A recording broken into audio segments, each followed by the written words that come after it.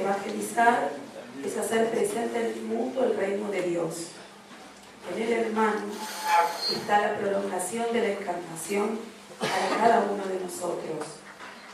Parafraseando el Evangelio, el Papa dice: lo que hicisteis a cada uno de estos hermanos míos más pequeños, lo hicisteis también por mí. Damos comienzo agradeciendo la presencia del señor rector de la Universidad Católica de Santa Fe, arquitecto magíster Mario Rogetti, al vicerrector académico, presbítero licenciado Carlos Escatiza, director del Departamento de Filosofía y Teología, presbítero Mario D'Angelo, decanos y demás miembros de la Universidad Católica de Santa Fe. Escucharemos a continuación la disertación Una mirada cristiana de la economía social, a cargo de la doctora Cristina Calvo. Ella es directora del Programa Internacional sobre Democracia, Sociedad y Nuevas Economías, doctora en Comportamiento Humano y en Economía Social por la Nueva Internacional Universidad de Estados Unidos, magíster en Gobernabilidad y Desarrollo Humano por la Universidad Abierta de Cataluña, España. Realizó en su extensísimo currículum estudios de ética y ciencias morales por la Universidad de Friburgo, Suiza, consultora de la red de expertos en diálogo democrático del Programa de las Naciones Unidas para el Desarrollo Humano, miembro del Comité Ejecutivo de Líderes Latinoamericanos de la Conferencia Mundial de Religiones, entre otras cosas. Escuchamos a continuación la exposición. Tiene la palabra, doctor.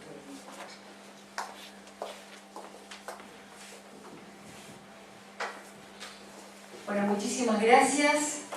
Qué linda sala, bien nutrida. Agradezco muchísimo al rector, a la Universidad Católica, que me den, digamos, también esta posibilidad de aportar a este evento, ¿no?, que viene repitiéndose en la universidad y que trata de poner nuevos desafíos, nuevas maneras de debatir también estilos de economía, modelos de desarrollo. Yo voy a romper un poquito el título de la conferencia. ¿Por qué? Porque les anticipo, yo soy docente fundamentalmente en universidades públicas, en la Universidad de Buenos Aires, de economía, programas interdisciplinarios, y lo que voy a presentarles es casi lo mismo que presento en las universidades públicas, porque también creo que lo auténticamente cristiano, lo plenamente cristiano, tiene que ser y es y recibido y poder ser vivido por todos como lo plenamente y auténticamente humano.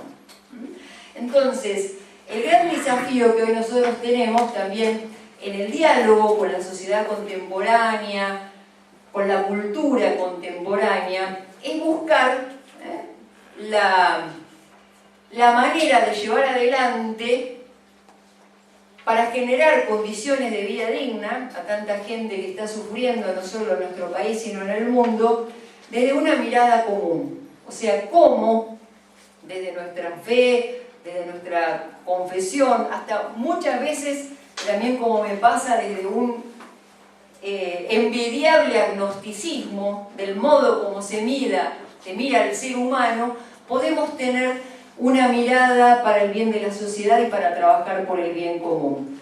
Por supuesto, ¿no es cierto?, desde nuestra identidad católica, desde el tratar de llevar adelante el Evangelio, porque en definitiva el cristianismo es eso, pero teniendo en cuenta que estamos juntos para construir una sociedad más fraterna. Entonces yo voy a empezar poniendo algunas cuestiones que están en discusión, porque muchas veces cuando abordamos el tema del desarrollo humano, de la inclusión, la exclusión, hacia qué economía vamos, para cambiar un poco las cosas como están, tenemos que hacer un cierto diagnóstico, señalar hacia dónde vamos si no se cambian algunas cosas, pero dedicar mucho más tiempo hacia dónde queremos ir.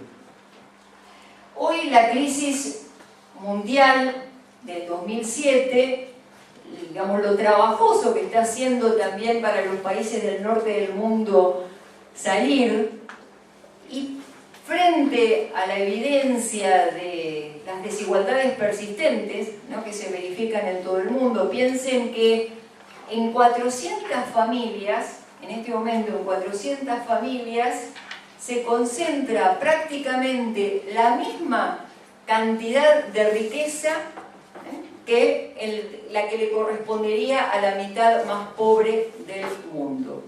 400 frente a 1.000 millones de personas. Fíjense que qué escandaloso la situación que estamos viviendo. Entonces, ¿cómo es necesario reconocer dónde están los déficits, pero también trabajar mucho hacia dónde queremos ir? Entonces, fundamentalmente, ¿por qué estamos viviendo esta polarización, esta brecha o esta desigualdad escandalosa? Porque hay dos agendas en contradicción. La agenda de los excesos versus la agenda de la escasez.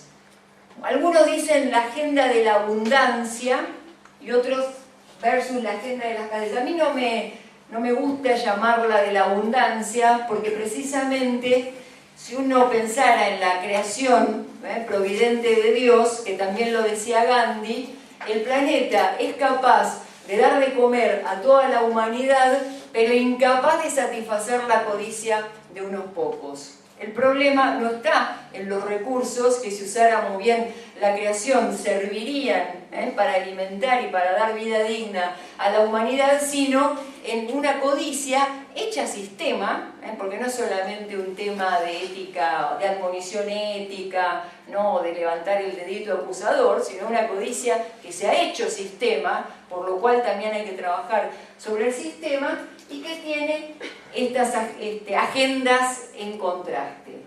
Puse algunas citas de la Evangelii Gaudium, nomás como para reforzar lo que el Papa Francisco dice. Está diciendo no a una economía de la exclusión y de la inequidad, como decir, que existe, que no es, digamos, un dibujo o una metáfora, y hay que empezar a decir que no a una serie de cosas.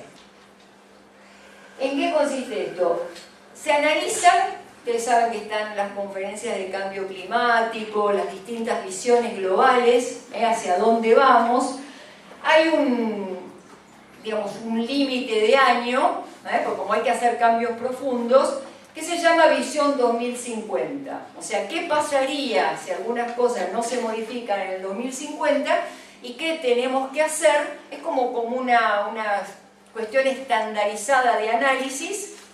¿Qué tenemos que hacer en el 2050 o cómo estaremos en el 2050? Bueno, se prevé que vamos a ser 9.000 millones de personas en el planeta. La economía hoy no puede estar separada del debate y la relación entre personas, nosotros y el planeta. No es más ocuparse solo de las personas, sino que planeta, aparte del planeta, no está en riesgo.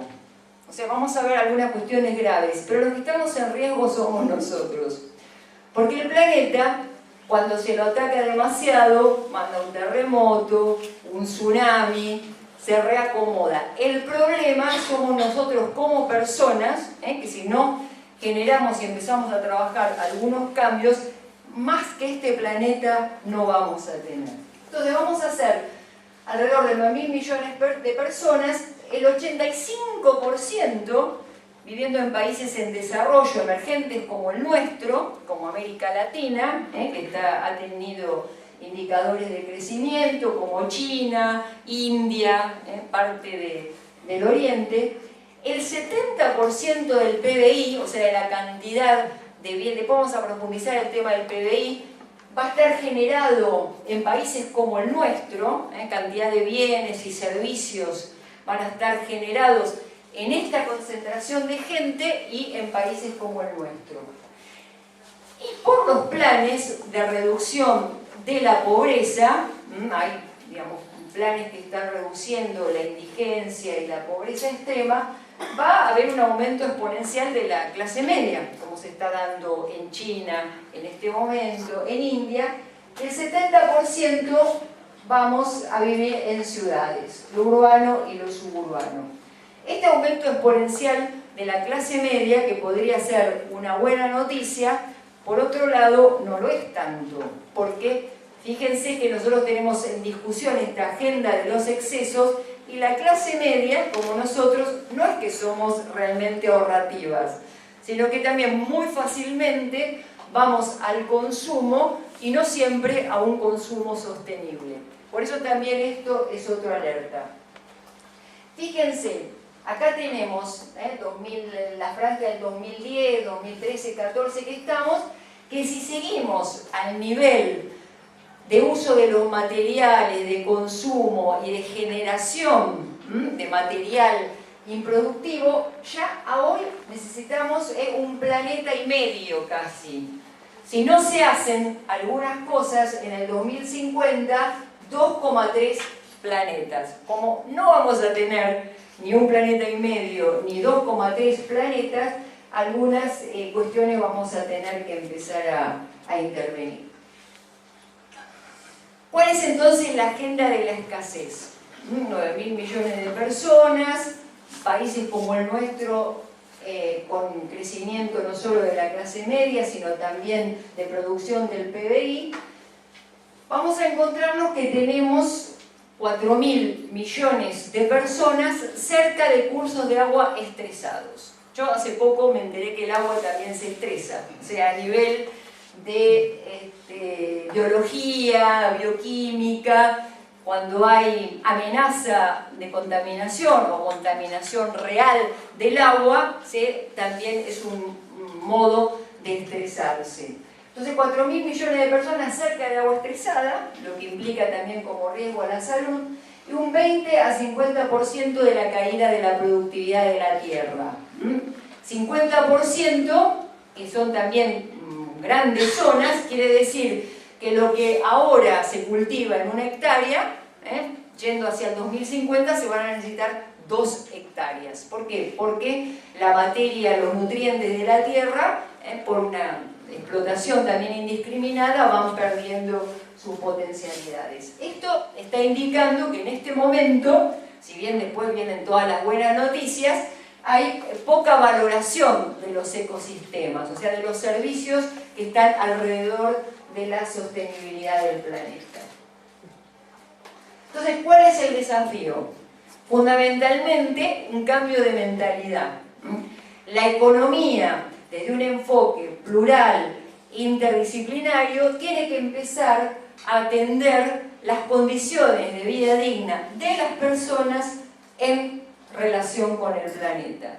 Discusión que hace 10 años en economía no se daba, ¿no? El tema del planeta era una cuestión medioambiental, pero no indicaba que habría que empezar a modificar comportamientos económicos, teorías económicas, estilos de desarrollo económico. Entonces, esta es una primera conclusión. Desarrollo sí, pero no a cualquier costo. Desarrollo desde una visión humana, integral, solidaria, sostenible, que sería, digamos, también el aporte diferencial de una mirada cristiana a un humanismo integrado, universal, quiere decir que no puede ser a cualquier costo. La atención de las agendas va a seguir siendo esto. Esto implica decisiones personales, decisiones globales y decisiones a nivel de país. Incluso hasta en la estructuración de un presupuesto público, de gobierno, a nivel de municipio, a nivel de provincia, a nivel de nación, el debate entre qué agenda priorizamos, si la agenda sostenible o la agenda de alentar el exceso y un consumo que no tiene nada que ver con lo que la persona necesita para ampliar espacios de felicidad, es también un debate de las políticas públicas. ¿Qué dice también la Evangelii Gaudium? La economía debería ser el arte de alcanzar una adecuada administración de la casa común. Eso tendría que ser una cosa tan sencilla, el eje rector de cualquier enfoque de desarrollo. Esa flor, esos, digamos, círculos concéntricos, es lo que se llama la flor del desarrollo humano, que hace algunos años un sociólogo canadiense, Denis Goulet, que realmente se pasó prácticamente investigando todas las sociedades del mundo, haciendo encuestas, estudios, análisis sobre qué es el desarrollo humano. Al finalizar sus estudios lo dibujó como una especie de flor donde los componentes del desarrollo sostenible, a la medida de la persona y del planeta, tenían que ser la convergencia de todos estos temas: el social, el equitativo en términos de redistribución de ingresos, el económico, o sea, de qué variables, de qué políticas económicas se piensa el desarrollo, para tener una sociedad vivible y viable desde el punto de vista medioambiental.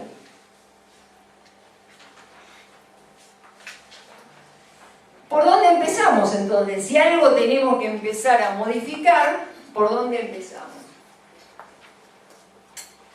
Ahí puse también esa frase: la dignidad de la persona humana y el bien común están por encima de la tranquilidad de algunos que no quieren renunciar a sus privilegios. El Papa Francisco, digamos, con un modo de hablar muy afín a nosotros, marca claramente: hay que tocar privilegios y hay que empezar a incomodar a algunos.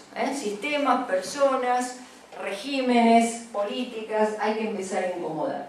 Entonces, una de las cuestiones de gran debate es ¿cómo medimos el progreso? O sea, ¿qué es el progreso?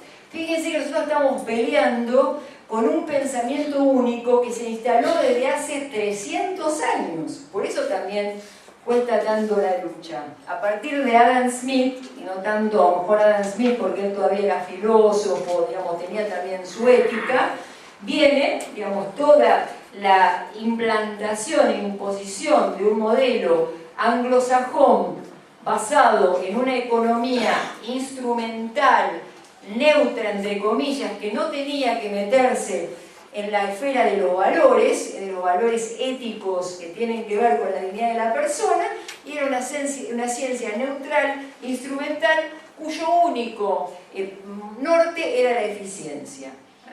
Los mínimos costos en relación a los resultados obtenidos. ¿Qué queda en el camino? No le toca a la economía responderlo. Un poco ese es el pensamiento dominante,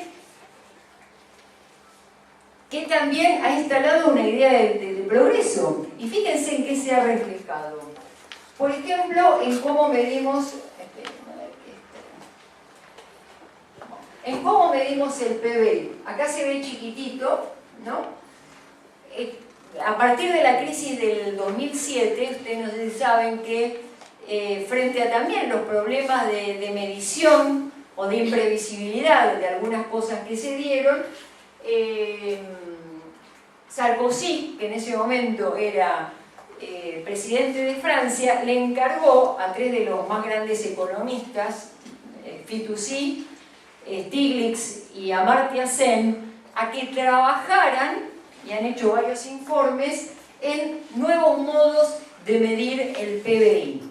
Porque se daban cuenta que las medidas, también a veces no inocentes, no de salvataje de los bancos, pero digamos, en el mejor caso de buena voluntad, el aplicar medidas desde una visión de progreso, solo medida del PBI, era insuficiente. O sea, a la gente no la satisfacía y no le daba también, digamos, lo que estaba esperando, no solo para superar la crisis en lo económico, sino también en lo social y en lo cultural.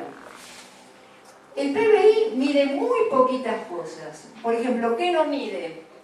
Educación, salud, nutrición, satisfacción laboral, comunidad, ecosistemas, vida familiar, seguridad, empleabilidad.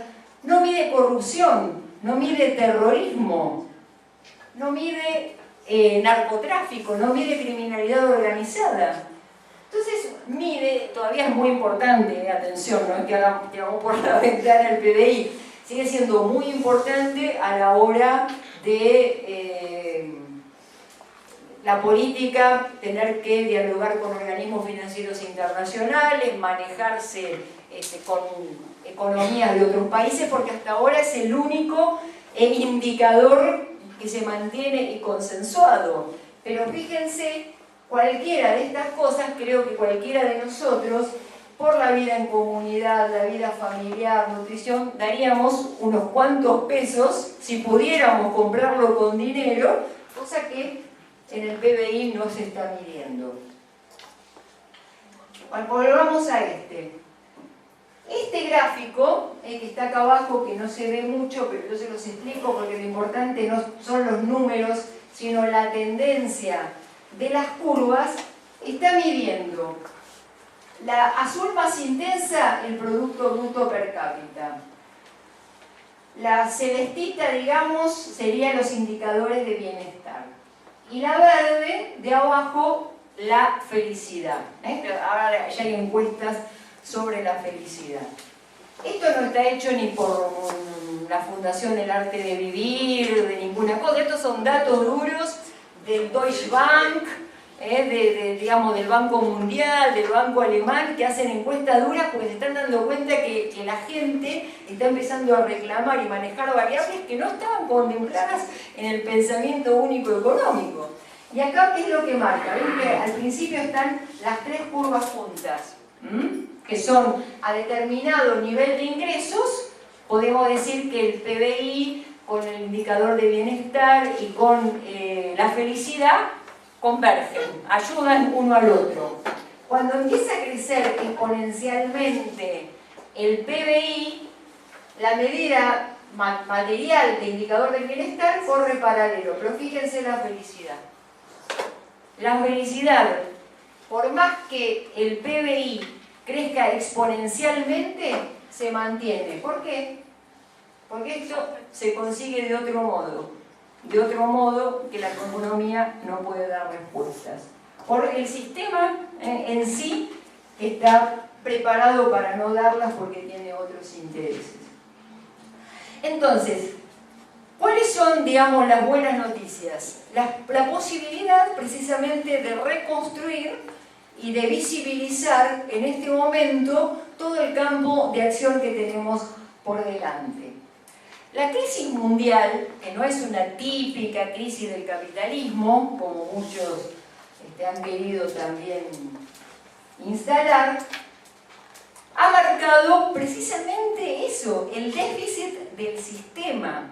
Es una crisis que ha implosionado como sistema, o sea, no va a encontrar dentro de sí misma las respuestas para salir porque no las tiene. Vamos a poder recuperar muchas cosas buenas, O sea, lo importante es no tirar al niño con el agua sucia, sino también, bueno, cuáles han sido también todos los logros de la modernidad y posmodernidad que puede utilizarse en función de la vida digna de las personas. Entonces, ¿qué es lo que revela la crisis? Como muchas fracturas, ¿no? Por esto digo, una crisis de sentido de hacia dónde va. Una triple fractura. La separación entre la esfera económica y lo social. O sea, ¿de qué se encargaba la economía? O nos dicen todavía en muchas carreras de grado de qué se encarga la economía. De producir, trabajar en mercados eficientes que tienen el lucro, atención, como fin y no como medio. O sea, el lucro no lo tenemos que tirar con el niño y el agua sucia. Es bueno porque, digamos, es motor también en términos de competitividad. Lo equivocado es poner el lucro como fin y no analizar lo que nos queda en el camino por el afán de lucro y la extrema eficiencia. Entonces, ¿qué decía la economía? No, a la economía le toca esto, no me vengan con valores, ética, de eso se ocupa lo social. La caridad en las iglesias, la filantropía de las ONG, para eso está la sociedad civil. Un poco para ser de camillero y empezar a levantar, porque el modelo necesita generar alguna porción sobrante, ¿no? Por eso es lo perverso del sistema. Entonces, lo social se va a encargar, pero no le pidan a la economía. La otra separación que se evidenció es entre trabajo y creación de la riqueza. Pero cuando hablamos de la economía real y la economía especulativa, mientras la economía real, como producción de bienes y servicios, era la que fijaba también, digamos, dentro del sistema de precios, y dentro del sistema de precios los salarios de los trabajadores tenían que ver con esa economía real, las sociedades eran medianamente equitativas. ¿Cuándo se empieza a disparar la brecha? A partir de la globalización, años 76, 77, donde se liberan los mercados de capitales, el comercio libre para algunos, y se decreta eso, ¿no? Que el capital no tiene patria, no tiene reglas, y empiezan a armarse todos estos mercados volátiles, ficticios, y empiezan a hacer la economía especulativa. El dinero pierde su función de herramienta de cambio, ¿no? Y de fijación también del valor del trabajo como remuneración del trabajador, y se crea dinero por sí mismo. Deja de ser intercambio y empieza a ser un bien que se genera a sí mismo. Y entonces se entra en el campo especulativo. Cuando se entra en el campo especulativo, ya no hay normas, el dinero no tiene, digamos, no tiene límite. ¿Qué hace entonces el mercado, supuestamente autorregulado? Todos los gerentes de bancos, de corporaciones que cotizan en bolsas, no empiezan a cotizar sus ingresos en función de la economía real, sino dentro de esta economía casino. ¿Qué es lo que hace? Que se disparen también toda esta diferencia y esta brecha tan escandalosa entre los ingresos de esa casta dirigencial vinculada al mercado especulativo, que no es poca, porque si yo le digo que son 400 familias las que tienen la mitad de la riqueza de la humanidad, o sea, la capacidad de producción de esa especulación es inmensa. Y es lo que provoca después también la caída de la crisis, porque otra mentira que instaló el sistema es que el riesgo, al hacerse difuso, se pueda repartir entre mayor cantidad de agentes. Puede ser que se reparta, pero no desaparece. O sea, en algún momento esos castillos de naipes caen y así es como se van produciendo la crisis. Y la tercera separación es entre mercado y democracia. Cuando, no sé si a veces ustedes a la mañana se levantan, prenden el cable, a veces para escuchar las noticias, el locutor, ¿qué hace a veces? No que dice buenos días, sino que enseguida dice buenos días, vamos a ver qué nos dicen los mercados. ¿No? Los mercados hablan, nos van a decir si vamos a tener un día tranquilo, un día un poquito con mayor zozobra, pero eso es, los mercados hablan y tienen su lenguaje que se ha apartado de la democracia. La democracia tiene el lenguaje de la inclusión, de la solidaridad, de los derechos humanos, de la vida digna de las personas, pero es el mercado, ¿no?, el que está marcando también lo que la democracia tiene que acompañar o sostener. Cuando algo está fracturado y roto, ¿qué es lo que hay que hacer? Recomponerlo. Y ahí viene el desafío de los nuevos enfoques, los nuevos modelos, los nuevos paradigmas. No más lo social separado de lo económico. O sea, no puede haber en la economía como mirada de proyecto de sociedad la lógica de los dos tiempos. Y en esto ha dado un aporte muy importante el Papa Benedicto XVI con la anterior encíclica Caritas in Veritate. Cuando él habla desde el punto de vista teológico, evangélico y filosófico de la economía del don y de la gratuidad, es precisamente romper esto. O sea, incorporar la categoría del don. El don no es el regalo y la gratuidad no es lo gratis, sino empezar a incorporar todo eso que estaba, por ejemplo, afuera del PBI, que son cuestiones importantes para la persona, que tienen valor pero no tienen precio. no entran en el sistema de precios y tienen valor. Entonces, cuando muchos atacaron el tema de cómo el Papa mete en economía el don y la gratuidad, es porque son unos burros, o sea, porque atacan lo que no saben. No es que la economía se tiene que volver gratuita, tiene que incorporar todos aquellos bienes que son bienes de relación importantes para la persona y para la vida de comunidad, que no entran en el sistema de precios, porque digamos, el modelo nunca lo quiso hacer entrar, sino que al contrario lo sacó deliberadamente, y que hoy sí tienen que recomponer una economía que no tenga lógica de los dos tiempos, que ya sea social, solidaria, en el mismo momento de funcionamiento como sistema económico. Y esto, al menos cuando yo lo presento a los chicos ahí en la UBA, les fascina, porque es decir, una generación que puede empezar a diseñar y aportar un nuevo enfoque que cambie lo que nos vinieron imponiendo durante 300 años, creo que también es un desafío para cualquier estudiante, para cualquier investigador, para cualquier académico. Separación entre trabajo y creación de la riqueza. No va a desaparecer la economía especulativa, digamos, también acá no hay que ser ni ingenuo, no es que de golpe vamos a amanecer, ¿no?, ahí en un sistema económico justo.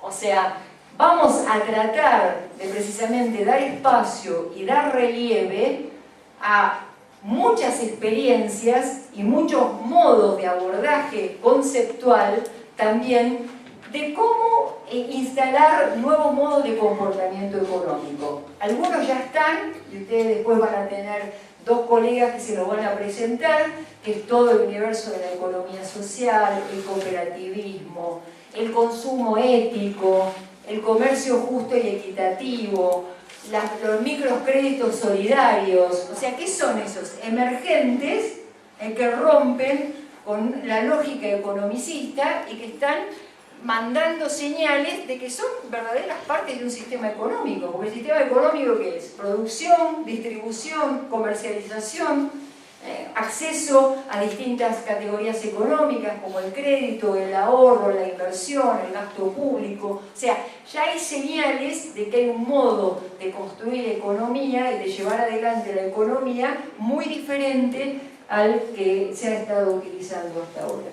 Y la separación entre mercado y democracia es poner lo que falta, ¿no? Nuestras democracias en el mundo y en América Latina han avanzado mucho en el término de libertades políticas, de participar en el voto, de participar también en instancias de una democracia ampliada, pero nos hemos quedado un poco a mitad de camino en que esa democracia ampliada, participativa, lleve a una real democracia económica, ¿no? Todavía al elector muchas veces se lo considera casi un súbdito consumidor, desde cuando el mercado le marca las pautas a la política. Y hay que pasar de súbdito consumidor a real ciudadano que ejerce su ciudadanía universal. ¿Cuánto tiempo tengo? El que quiera. Bueno, porque me falta bastante. No, porque no quiero sacarle a los colegas. 10 o 15. Bueno, nuestro país no es ajeno a esto. Esto que nosotros estamos hablando de la necesidad de una discusión, de un enfoque, de un estilo de desarrollo, no estamos aislados del mundo. O sea, nosotros también estamos atravesados por un pensamiento único que, si bien es muy distinto cómo se ha llevado adelante en los países de América Latina desde la respuesta de la política, el esquema, digamos, el modo de concebir la economía es este.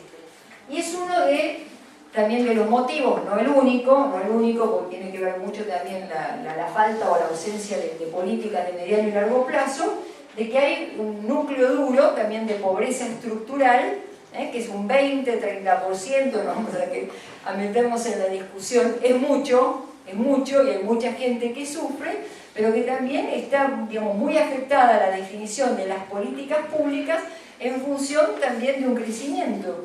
Fíjense que el mayor crecimiento que hemos tenido en Argentina en los últimos 10 años ha sido un esquema de crecimiento de consumo, ¿no? Y no siempre un consumo, digamos, ha habido también mucho consumo superfluo. Bueno, todo eso tiene culpas internas que tenemos que asumir, pero también culpas externas, del modo que también se le exige a los países en desarrollo que se incorporen a la globalización. Y llegamos a la cuestión de la exclusión, ¿no? Como decimos, este esquema escandaloso, ¿qué es lo que pone también el Papa Francisco en primer lugar? No a la exclusión. O sea, acá algo tiene que cambiar, más allá de políticas concretas y aplicables según los distintos contextos mundiales, que está dejando afuera buena parte de la humanidad. Y cuando hablamos de exclusión, entonces, ¿de qué estamos hablando? Hoy tenemos también como buena noticia la mirada multidimensional de la pobreza. Si bien los indicadores siguen midiéndose en relación al tema ingresos, el aporte del Observatorio de la Deuda Social, ¿no?, de la Universidad Católica Argentina, ha puesto ya desde hace años, los alerta en qué dimensión de la persona humana tiene que atender lo social y lo económico. El primer piso estructural, que tiene que ver con políticas públicas, que tiene que ver con estilos de desarrollo, cómo manejan también las expectativas económicas los grupos concentrados, ¿no? Porque sabemos que en el modelo de desarrollo lo que impactan son las políticas públicas, pero también la acción de poderes económicos concentrados que mueven muchas veces el péndulo a favor de ellos y en detrimento de políticas públicas. El aspecto social, hoy nosotros tenemos una sociedad que ha fragilizado mucho los vínculos, y también en los sectores en situación de pobreza. Lo que era muchas veces que uno ponía de relieve, ¿no?, toda esa solidaridad horizontal que hay en los sectores en situación de vulnerabilidad y de pobreza, hoy también está fragmentado. ¿Por qué? Porque muchas de estas cuestiones ponen pobres contra pobres, ¿no? Si ven en el conurbano de Buenos Aires la ocupación de tierras, tiene problemas de punteros políticos, de aprovechadores, pero tiene problemas de gente que no tiene dónde ir a vivir. O sea, no es solamente, después sí puede haber una manipulación. Entonces, en definitiva, los que se pelean después por un pedacito de tierra son pobres y pobres. No es, digamos, gente terrateniente. Entonces también el hecho de la exclusión y la polarización hace que se fragilicen las relaciones sociales. Y el tercer componente, que no es menor, lo subjetivo.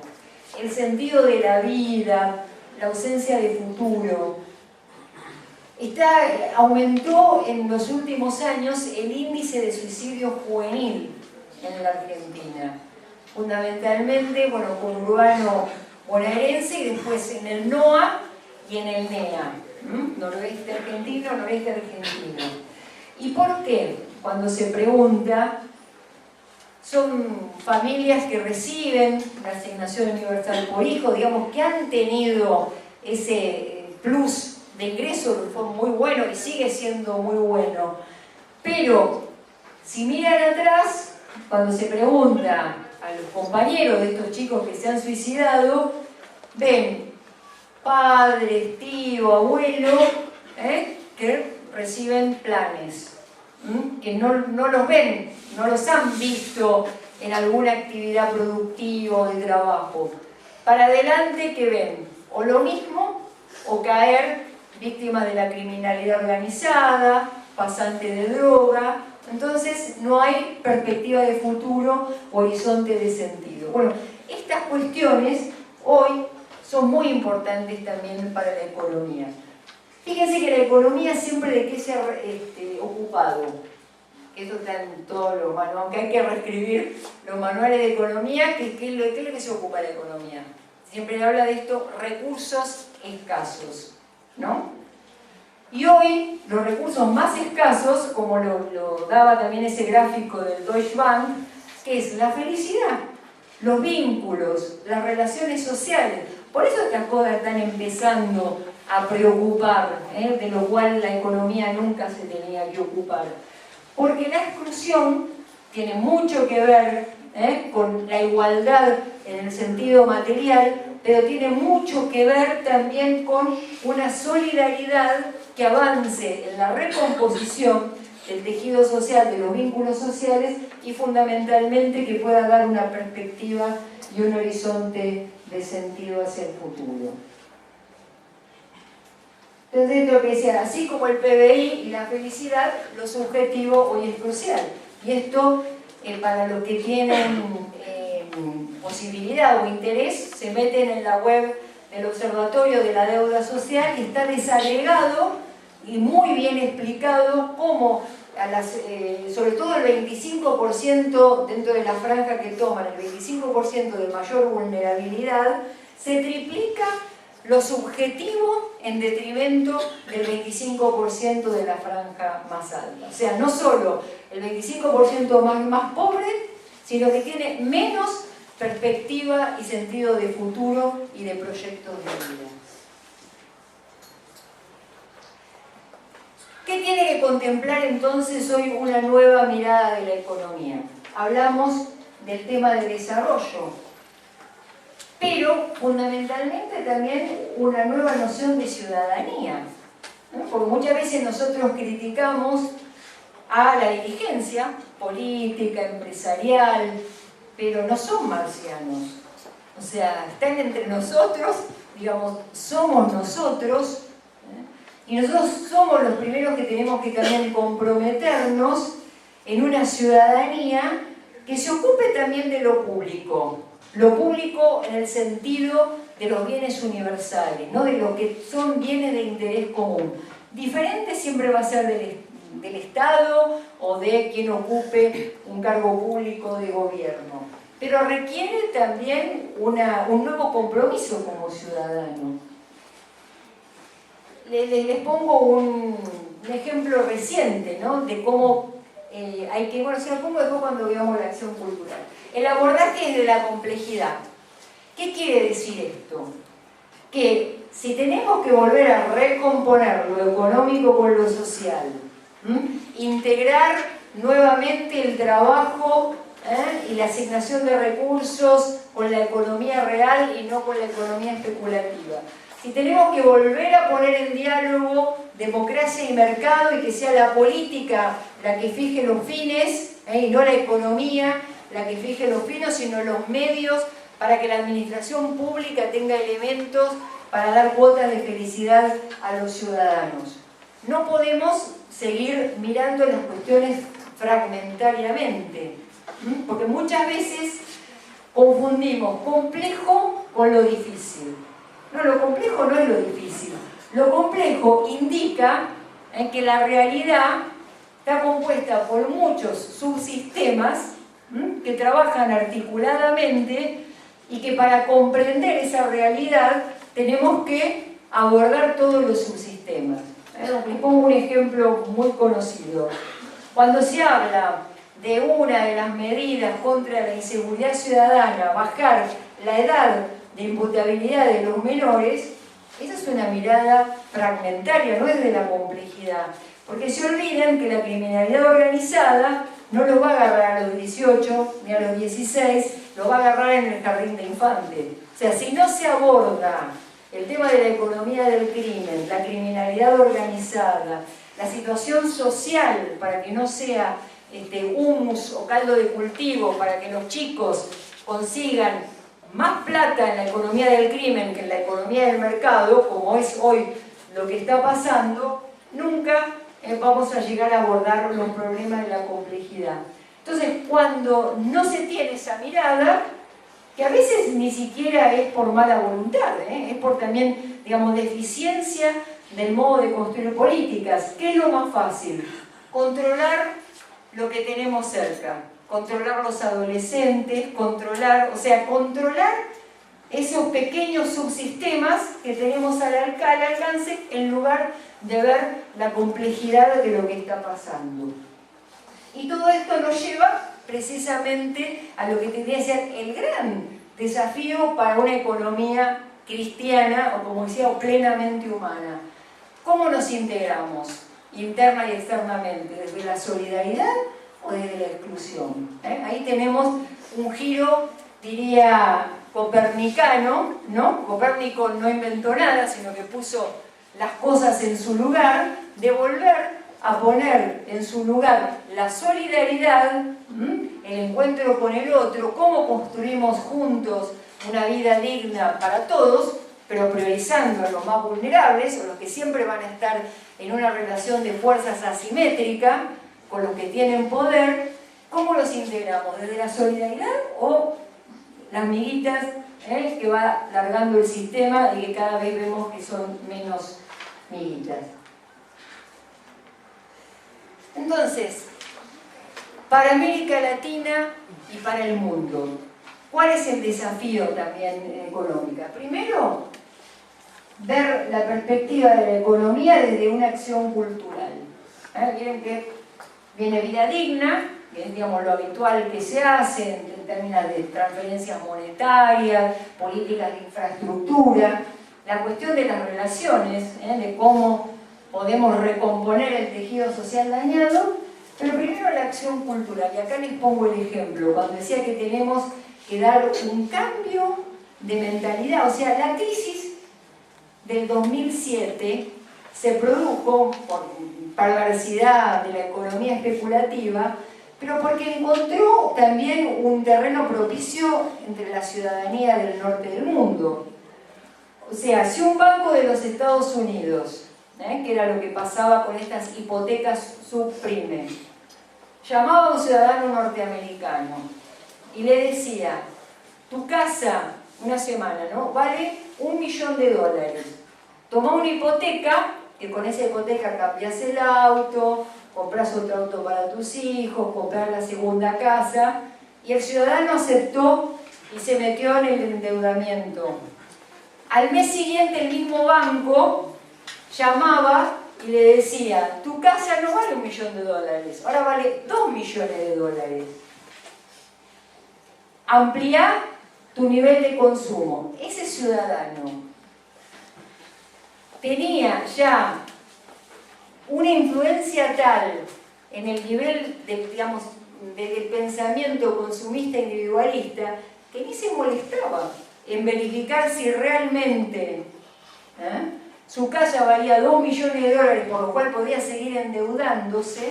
Por eso el riesgo, por más que se hace difuso, no se elimina, porque se generaban hipotecas sobre hipotecas cuando el valor real de ese inmueble era la tercera o cuarta parte de lo que el banco le decía. Entonces, ¿por qué la acción cultural? Y que eso también es un gran desafío fundamentalmente de las universidades católicas. Trabajar sobre, digamos, las virtudes, los valores, el cambio cultural, que tiene que indicar que el estilo de vida consumista no es bueno. O sea, no es bueno ni para la persona en sí mismo, ni para la humanidad, ni para el mundo que lo rodea. Les puse el ejemplo del 2007, pero les voy a poner un ejemplo de hace 2 días, para ver también cómo nosotros somos. Hay responsabilidades compartidas, pero hay también mucho de lo que nosotros tenemos que modificar en nuestro mapa cognitivo, ahora que están las neurociencias también estudiando todo nuestro sistema de preferencias. El fin de semana en Buenos Aires se hizo este hot sale, ¿no? Como hay estanflación, inflación, recesión, no saben cómo vender. Entonces se hizo el hot sale de bajar precios de electrodomésticos, 40% de descuento. Bueno, yo tenía que comprarle un convector a mi madre, que tiene problemas de gas, un convector eléctrico. Digo, bueno, salía 1.000 pesos, sale 600 pesos este fin de semana, porque ya viene el invierno, necesita el convector. Lo compro, voy a retirarlo, y tenía una fila de 12 personas adelante. Las 12 personas que pasaron adelante mío se llevaban plasmas de mi altura.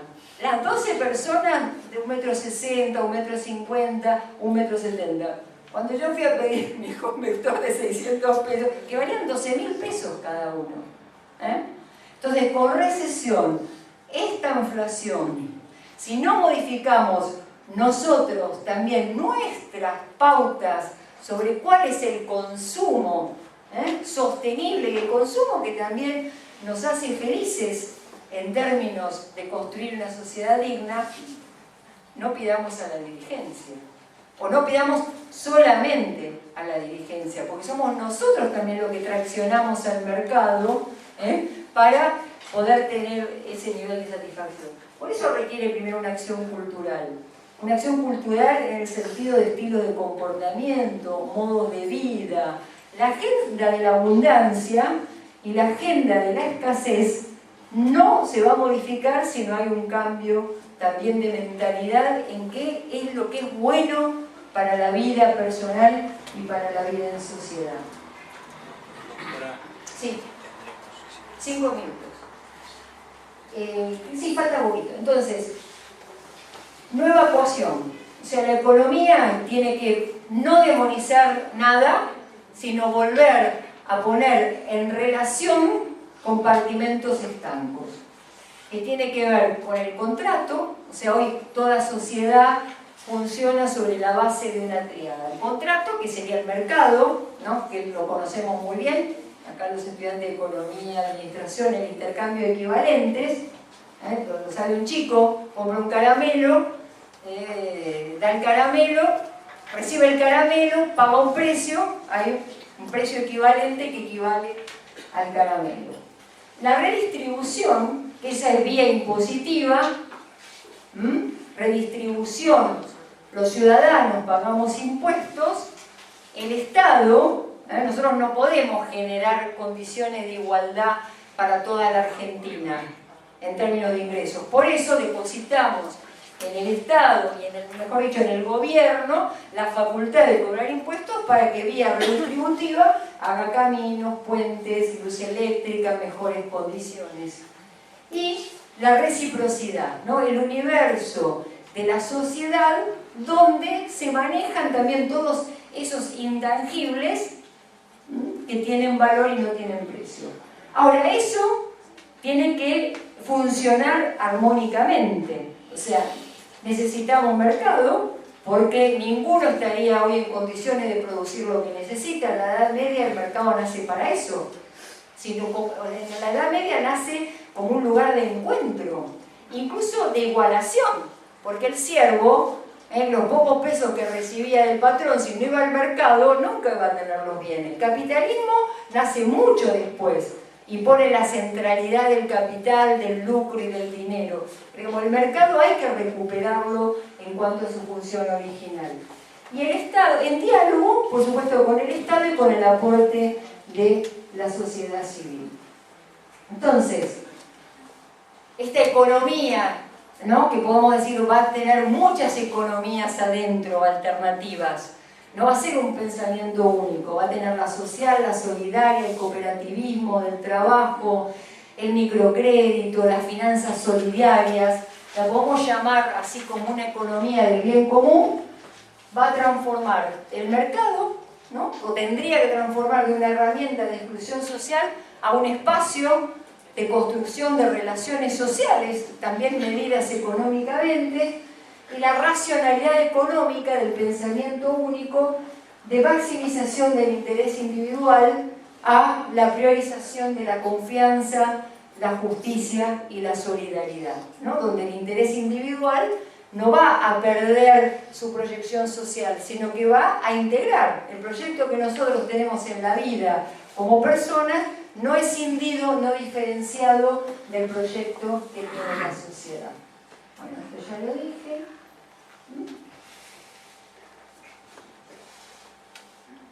Entonces, el desafío para nosotros es precisamente poder construir, aportar, analizar profundamente el debate y en estas cuestiones que no valen las deficiencias. Pero creo que lo mucho más entusiasmante es todo lo que se nos abre para aportar. La historia no tiene cuestiones deterministas. Cuando aparecen ahora hay un libro muy importante de economía que hablan de que se viene otro apocalipsis y qué sé yo, bueno. El apocalipsis da mucha plata, ¿no? A los que escriben esto.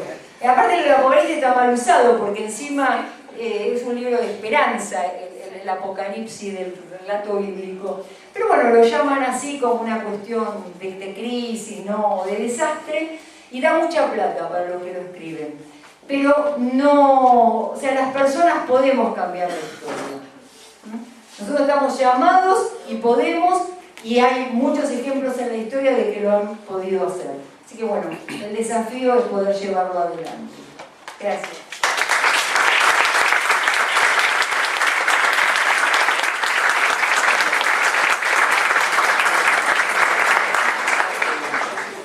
Abrimos a preguntas que quieran hacerle a la doctora. 2. Le pedimos a la doctora que sea breve en responder. Ah, pensé que ya venía una pregunta.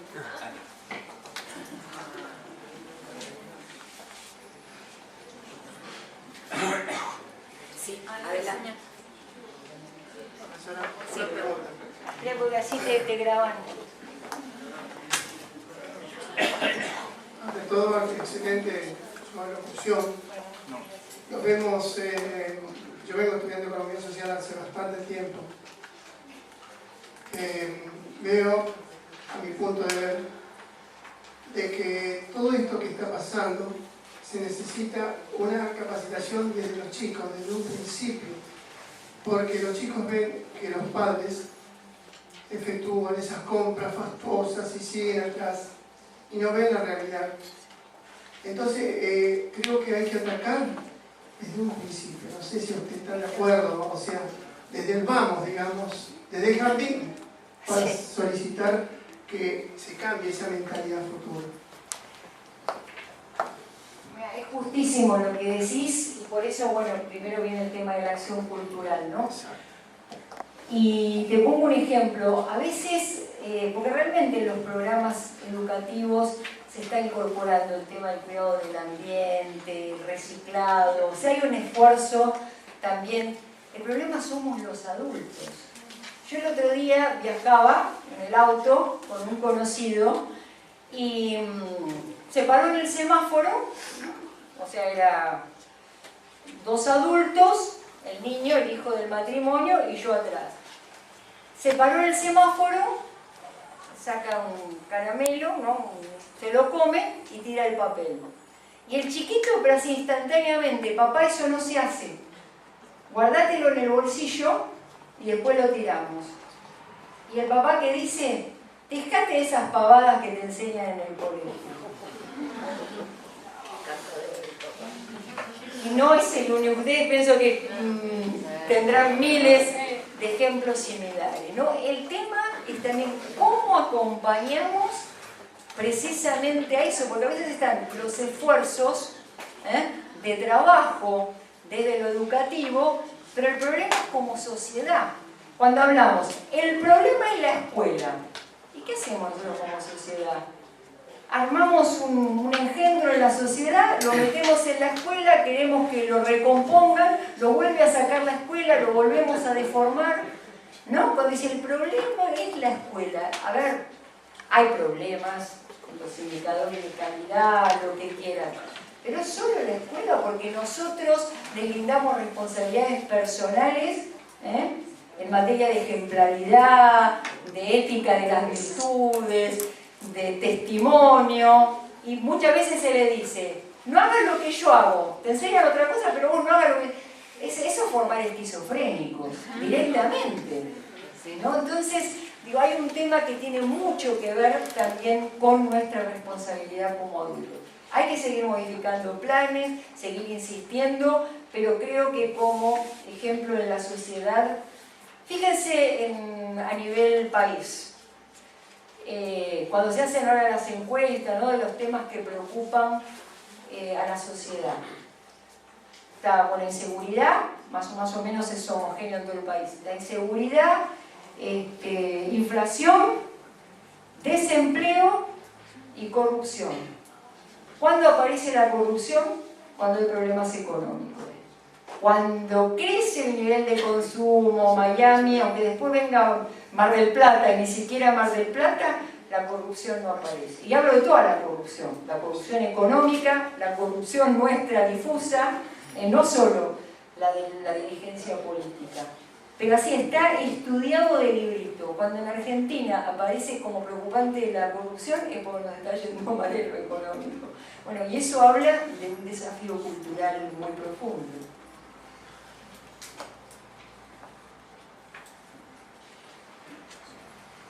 No, de lo que estabas diciendo recién. Vení que si no, no te van a grabar. De lo que estabas diciendo recién, en las últimas encuestas la educación aparece en un séptimo lugar. Cuando acá nos están diciendo que debería ser lo que queremos, el cambio viene de ahí. Entonces, no es una sociedad abierta al cambio o que esté buscando el cambio. Hay un montón de cosas que me interesan. Perdón. Sí.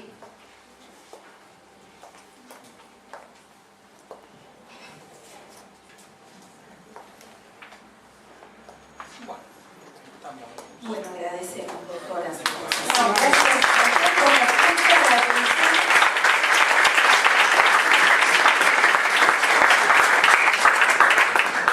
Y damos la despedida. Ah, acá, allá hay un alumno que quiere hacer una pregunta. ¿Puede ser? ¿Cómo? Sí, sí, así te graban. Y es importante lo que preguntan. O si no, yo repito la pregunta como quieras. Del Colegio de Lourdes, nuestra cita de Lourdes. Entre otras cosas, tenemos que darle la despedida casi, porque se tiene que retirar. No, te quería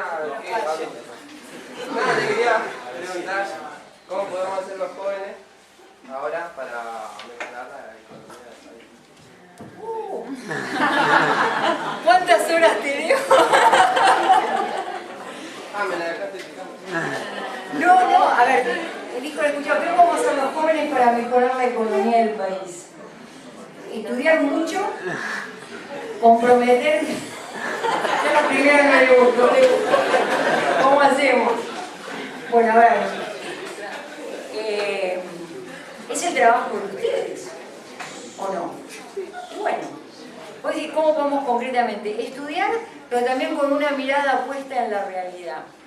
Si pueden ya comprometerse en alguna acción concreta, lo que sea, digamos, ONG, empezar a militar en la política, atender chicos que tienen problemas de estudio, o sea, buscar algo que tenga anclaje con la realidad de lo que estás estudiando.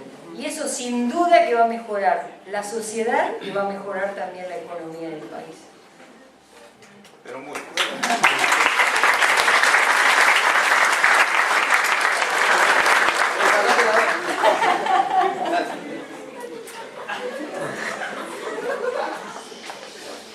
Dice nuestro Santo Padre Francisco, cada cristiano y cada comunidad está llamado a ser instrumento de Dios para la liberación y promoción de los pobres. La solidaridad debe vivirse en la decisión de devolverle al pobre lo que le corresponde. Nuestro compromiso no es exclusivamente en acciones o programas de asistencia. Lo que el espíritu moviliza no es un desborde activista, sino ante todo una atención puesta en el otro, considerándolo como uno consigo. A continuación escucharemos las exposiciones de los licenciados Rodrigo Martínez y Melissa Maestris, miembros del Instituto de Investigaciones Económicas y Sociales de la Universidad Católica de Santa Fe, que expondrán sobre economía social, alternativa o paliativa. Los escuchamos. Buenas tardes para todos. Antes que nada, muchas gracias a la invitación que nos hizo Fabián a través de Alberto. Y bueno, siempre es lindo tener la oportunidad de debatir en estos espacios donde uno puede charlar de economía social, que no son muchos. Por lo general se habla de otra economía. Bueno, primero que nada, una aclaración. Por ahí mucha de la cuestión introductoria que teníamos pensada la pintó la doctora excelentemente. Así que un poco, mientras reformulaba, a medida que escuchaba el discurso de ella, bueno, vamos reformulando para no aburrir con lo mismo. Y primero que nada, cuando nos invitaron a participar de esto, nos preguntaron, bueno, más o menos de qué van a hablar. Entonces, lo que primero se nos ocurrió fue contar por qué nosotros, formados en economía, yo en esta casa, ella en Córdoba, digo, distintas realidades en el país son más o menos parecidas, por qué nosotros, licenciados en economía, elegimos después el camino de la economía social. La verdad que cuando uno se forma en economía, lo que aprende es lo que se planteó en la charla anterior, es decir, esta visión del Homo economicus, es decir, el ser humano piensa solamente en tanto y en cuanto economía. Es decir, yo hago algo en el mercado si voy a obtener un rédito monetario, y si no, no lo hago. Y el rédito monetario tiene que ser tal que me impulse a hacerlo, además. Bueno, eso es lo que nosotros hemos más o menos aprendido, así como fundamento central que sostiene la teoría económica neoclásica o clásica. Sin embargo, la actividad profesional nos cambió la mirada. Trabajamos en una mutual que realmente sigue los principios de la economía social, y entonces empezamos a comprender que había otra forma de entender la economía y de relacionarse en términos económicos con el resto de los seres humanos. En principio, nosotros somos empleados de la mutual y nos relacionamos con los afiliados, pero a lo largo de un tiempo de trabajar, la verdad que uno se siente parte de eso y comprende que el beneficio económico no es el único fin y que uno puede vivir de otra forma también. Entonces, bueno, se nos presentó la posibilidad de estudiar economía social en Rosario y desde ya que lo aprovechamos. Bueno, les decía, a medida que iba reformulando la charla mientras la escuchaba a ella, digo, estaría bueno por ahí contar cómo se inicia esto de los procesos de globalización que han culminado por ahí en los últimos 20, 30 años en la consolidación de un pensamiento único que se ha expresado en la teoría económica, principalmente a través del pensamiento neoclásico. Entonces, cuando uno piensa en la revolución industrial como el inicio, digamos, del capitalismo, ¿por qué, por ejemplo, Ricardo escribe sobre las ventajas comparativas? Bueno, en realidad hay un trasfondo real detrás de eso, y lo que estaba buscando Ricardo era que se abran los otros países, porque a Inglaterra ya su tierra no le alcanzaba. Entonces está bien, se monta toda una teoría económica que es totalmente racional y tiene una lógica consistente, pero detrás de ello tiene un sentido político. Siguiendo esta teoría, los países periféricos, los países en vía de desarrollo, que todavía en gran parte somos los países subdesarrollados, no sé tanto si en vías de desarrollo quiere decir que uno en algún momento va a llegar a desarrollarse, ¿no? Uno puede decir países subdesarrollados, no sé, en el 2050. Bueno, digo, entonces nos incorporamos en esta economía mundial como, digo, Argentina, como proveedores de materias primas para los países, principalmente en ese entonces Inglaterra, que ya era un país desarrollado.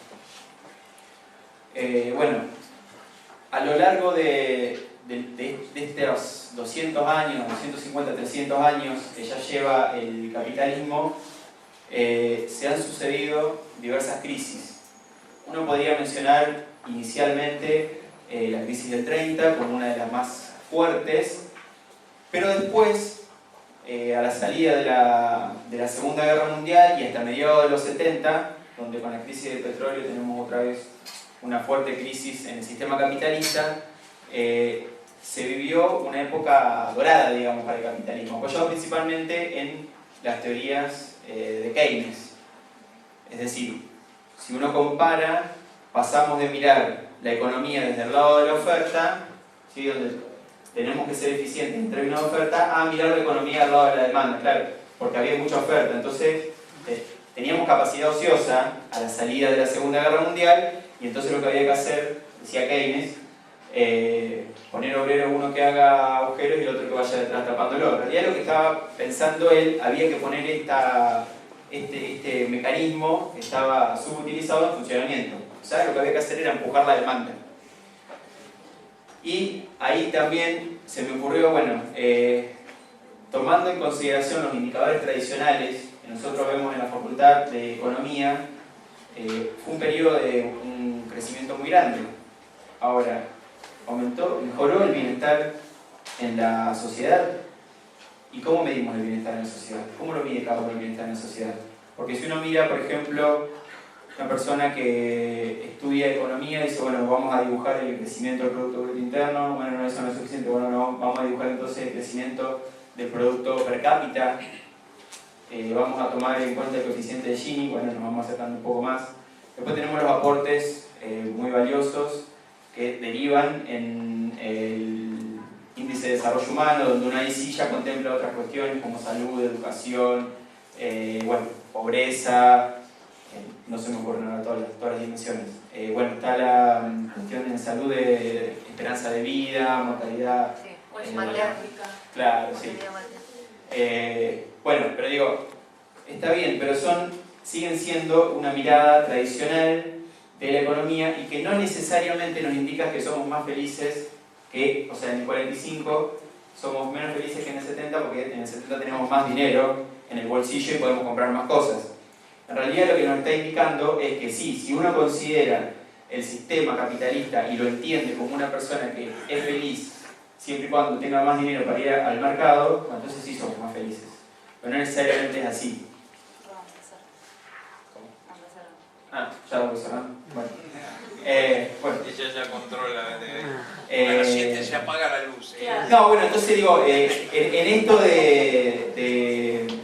avanzando en la época, en los años, digamos, voy un poco más rápido, cuando uno ingresa en mediados de los 70, se da esto novedoso que es incorporar los movimientos, los flujos de capitales en la economía, que desde que se incorpora fuertemente la tecnología de la computación y demás, es más volátil aún. Y hay un hecho fundamental en relación a lo que nosotros queremos traer, que es la caída del contrapunto, digamos. O sea, Rusia, hasta fines de los 80, mostraba otro modelo posible. Con todas las críticas que uno le puede hacer, pero era otro modelo posible. Cuando cae ese bloque, bueno, el fin de la historia, digamos. Ahora es el capitalismo la forma que nosotros tenemos de comprender la economía. Y con el agravante de que eso se transforma o se sintetiza en un pensamiento único. También apoyado en la globalización, ¿no? Obviamente. Pero digo, y este pensamiento único que dice, tenemos que seguir estas normas, sintetizar, no podría decir en el Consenso de Washington, pero mucho más que eso. Tenemos que ser sumisos a esta forma de comprender la economía y no hay otra. Sin embargo, luego del año 2001 con la crisis de los .com en Estados Unidos, 2007 con la crisis subprime, no abundo en esto porque ya se explicó, entonces sí se pone fuertemente bajo la lupa y se cuestiona esta forma que tenemos de comprender la economía y uno dice, esta forma de comprender la economía y de hacer economía no puede ser sustentable a largo plazo. Y ahí sí uno mira de acá a 40, 50 años. ¿Podemos sostener este ritmo de crecimiento o de vida o de consumo de acá a 40, 50 años? Probablemente no. Y entonces uno dice, otras formas tienen que ser posibles. Bueno, y ahí viene un poco nuestra intervención, digamos. Nosotros hemos descubierto otra forma de comprender la economía. Lo que vamos a tratar de hacer mínimamente ahora es mostrar que otra forma es posible, que es real, que se está llevando adelante, y bueno, abrirles un poco, aunque sea la duda, a que después se metan en internet, busquen qué es economía social, y en el mejor de los casos, que muchos de ustedes sigan esta formación. Muchas gracias.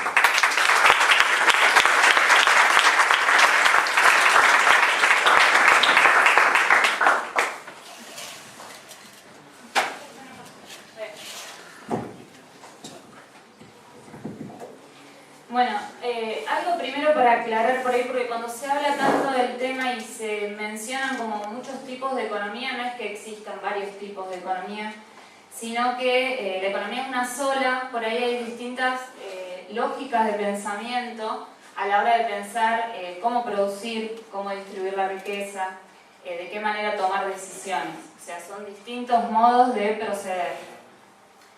Cuando hablamos de economía social, si bien toda economía tiene algo de social, y también, como se dijo varias veces, todo lo social nos trae la parte económica. Cuando hablamos de economía social, en general, hablamos de tanto proyectos productivos o movimientos sociales que coinciden o agrupan ciertos principios o características, que son los que le dan su carácter de social, digamos. Principalmente está el hecho de que estos proyectos o estos movimientos sirven a sus asociados y o a su entorno, y no a intereses particulares financieros y económicos. Además, cuentan con autonomía de gestión a través de sus estatutos, por ejemplo, en las cooperativas, en las mutuales. Hay una primacía de las personas y del trabajo por sobre el capital. ¿Qué quiere decir esto? Sobre todo a la hora de la distribución de excedentes. Cuando analizamos, por ejemplo, una sociedad anónima, la distribución de excedentes o de lo que se genera a lo largo de un año se hace de acuerdo a las acciones que tiene cada asociado. Eso quiere decir que se ve el capital que cada uno aporta y en base a eso se saca la ganancia. En cambio, en una cooperativa no. Tenemos un excedente, vamos a debatir si lo distribuimos o lo aplicamos a la cooperativa, y después vamos a establecer parámetros individuales, o sea, teniendo en cuenta la cantidad de asociados, para distribuir ese excedente. Además, toda actividad, tanto la actividad principal, por ejemplo, que se va a desarrollar en una cooperativa, o las actividades culturales que se puedan desarrollar en estos tipos de instituciones, tienen en cuenta principios o valores tan importantes como la participación de la sociedad, de las cooperativas, del sector, como la responsabilidad, tanto individual como colectiva, que eso ya lo mencionamos. Cuando en general se menciona la economía social o se hace referencia a algún proyecto de economía social, la mayoría de las veces se lo asocia con proyectos de pequeña envergadura, más que nada domésticos, económicamente hablando, y que desarrollan su actividad en mercados informales, no en el mercado que comúnmente conocemos, por ejemplo en ferias. Y esto tiene su explicación, sobre todo porque en el 2001, con la gran crisis que tuvimos en nuestro país y en muchos países latinoamericanos, surge con mucha fuerza este tipo de emprendimientos, y que generalmente se llevan a cabo en mercados informales. Pero no es excluyente, no necesariamente, o tiene todo un debate por detrás el hecho que se asocia la economía social con proyectos chicos, de poco alcance, con pocos objetivos, digamos. Y ese debate, sobre todo, está centrado en considerar a la economía social como un subsistema o como un tercer sector. ¿Esto qué implica?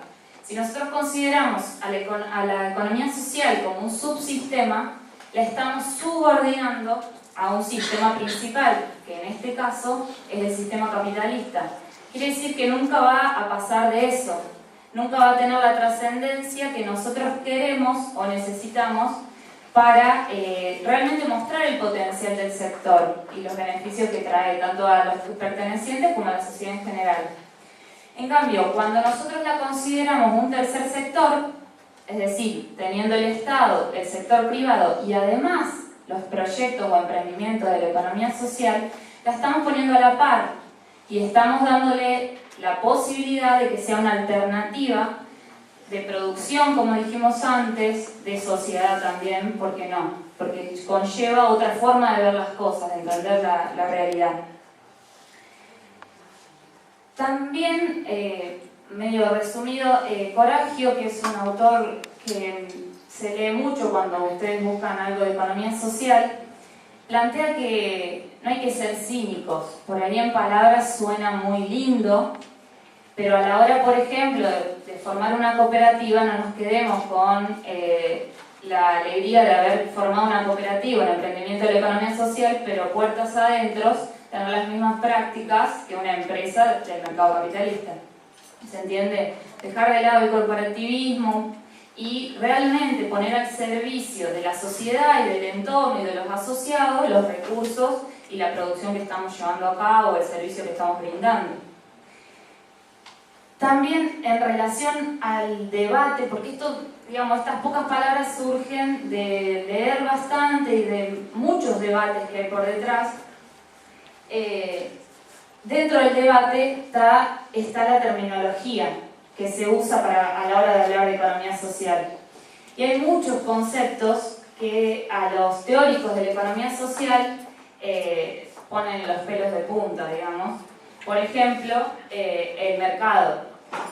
En general se es muy reticente a hablar de mercado cuando se habla de economía social. Y nosotros creemos que en realidad no debería ser tan así. Como dijo la doctora, los mercados existen y no pretendemos que se eliminen, no pretendemos volver al trueque. Pero un profe de la maestría, Mario Schumann, nos dejó una enseñanza o una frase bastante clara. La economía social no tiene que pretender eliminar a los mercados, sino tratar de transformar esta economía de mercado que tenemos en una economía con mercados, que sea el medio y no el fin. Eso le quitaría este poder que también mencionó la doctora, de orden regulador y organizador, que en realidad no lo tiene, sino que quienes tienen más poder en el mercado son quienes le dan ese poder de ordenador. No, habíamos traído unos datos, pero vamos a cerrarlo en algo simple. Parece un idealismo, parece una utopía, pero en realidad hay muchos países que están un poco más avanzados que nosotros y hay muchas experiencias exitosas. En nuestro país, en cuanto a cooperativismo y mutualismo, hay muchos emprendimientos exitosos y, por ejemplo, en el caso de la economía social, como cambio de cultura, Bolivia y Ecuador han modificado sus constituciones y han metido en la misma conceptos como por ejemplo el de la Pachamama, el del buen vivir o el vivir bien, que son conceptos para nosotros totalmente nuevos. Espero, como dijo él, que se interesen, que busquen y cualquier cosa estamos.